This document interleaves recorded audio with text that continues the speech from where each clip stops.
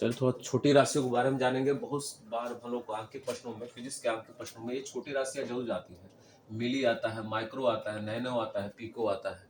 तो किसी राशि में आगे हम लोग जोड़ सकते हैं, जैसे मिलीमीटर हो या माइक्रोमीटर हो या नैनोमीटर हो या पिकोमीटर हो। तो सेंटीमीटर भी हो सकता है, कुछ भी हो सकता है, ग्राम भी हो सकता है, मिलीग्राम हो सकता है, माइक्रोग्राम हो सकता है, नैनोग्राम हो सकता है, पिकोग्राम हो सकता है।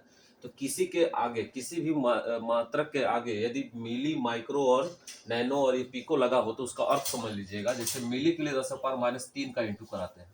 अगर किसी राशि को मिली से किसी अन्य राशि में बदलना है तो 10⁻³ से इंटू कराइएगा, ठीक है।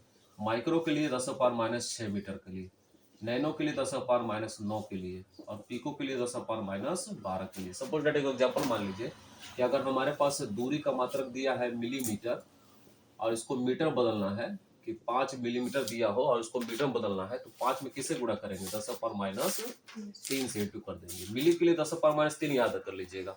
मान लो कुछ वजन ले लेते हैं कि हमारे लिए किसी क्वेश्चन में दिया है कि कण का जो है वजन जो है माइक्रोग्राम में दिया है, माइक्रोग्राम में दिया हो, माइक्रोग्राम में दिया हो। तो हम तो जानते हैं कि वजन का मात्रक क्या होता है, द्रव्यमान का मात्रक क्या होता है, किलोग्राम होता है। अब मान लो दे दिया हो 4 माइक्रोग्राम, तो माइक्रोग्राम को ग्राम बदलेंगे तो माइक्रो का अर्थ क्या होता है, ग्राम छोड़ दीजिए, माइक्रो का अर्थ क्या होता है, 10⁻³ -6 होता है। तो 4 में किससे इंटू करेंगे? 10⁻6 से। तो ये राशियों को बड़ा से बड़ा बढ़िया से याद करिएगा। छोटी राशियों का प्रयोग फिजिक्स में बहुत ये पूछे जाते हैं।